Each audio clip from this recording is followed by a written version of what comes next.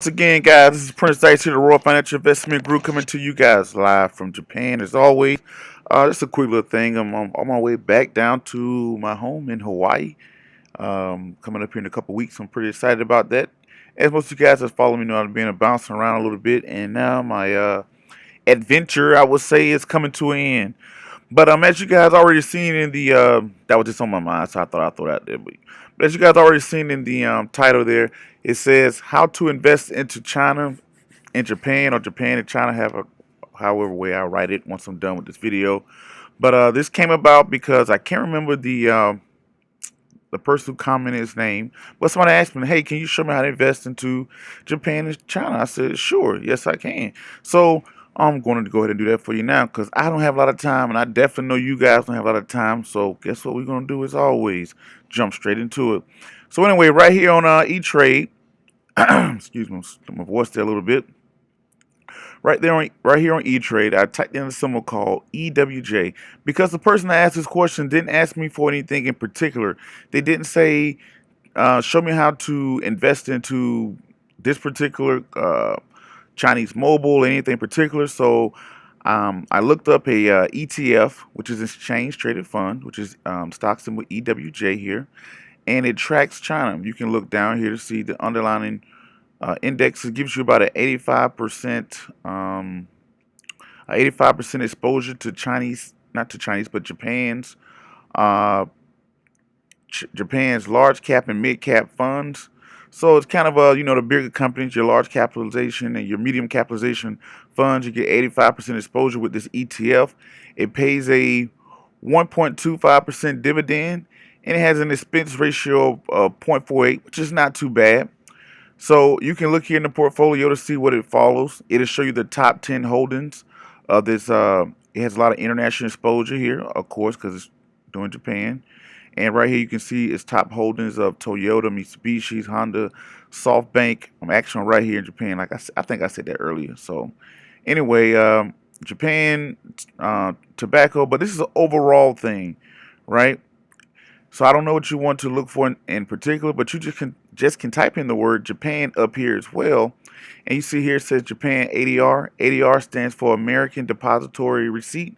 It's pretty much allowing ADR pretty much allows a foreign government to be able to trade on New York Stock Exchange, right? It does all the little mechanics of how it would track it, pays dividend, trades just like a regular stock, but it's based off of a foreign government. That's what the ADR is.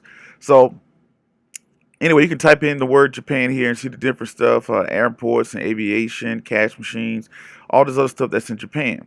So I hope that helps you. So now we're going to jump into China. Here, we're going to type in, not type in, but I'm clicking on it because I already had it ready for you guys because I knew I was going to do this. MCHI is another one that I found. It's pretty much the exact same thing I showed you on the Japanese um, ETF. This is for the China ETF, and it tracks 85% is this ETF tracks 85% of the large cap and mid cap funds of China.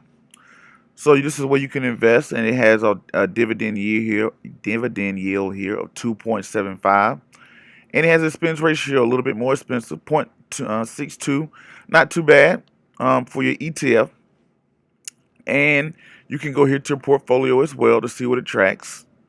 It's going to give you the top 10 holdings, just like it did on the Japanese one. Right down here, you have this is a big one I know of. I'm pretty sure I'm investing in one of these.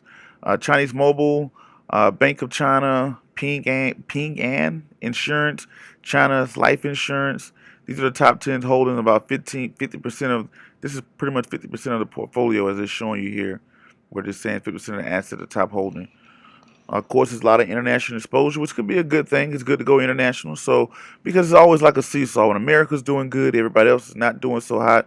America falls, everybody else kind of do a little bit better. So, it's kind of a good way to hedge yourself and add it to your portfolio. What else I wanted to show you guys here? Also, yeah, with China, you can just type in the word China up here as well. And you can see China Mobile, CHL, the one I was telling you about I was holding. CHL, different things with China that you can see here. China materials that you can look into that you want to see. And these are ways you can invest into China with etrade. I hope that helped. If you got some more detail that you want, don't forget to leave me a comment. And always, guys, I appreciate every one of you guys watching these videos, liking, subscribing, and commenting. Don't forget to like, subscribe, comment, and share all the other good stuff. Until the next video, you guys already know what to do. Be safe, and I'm out.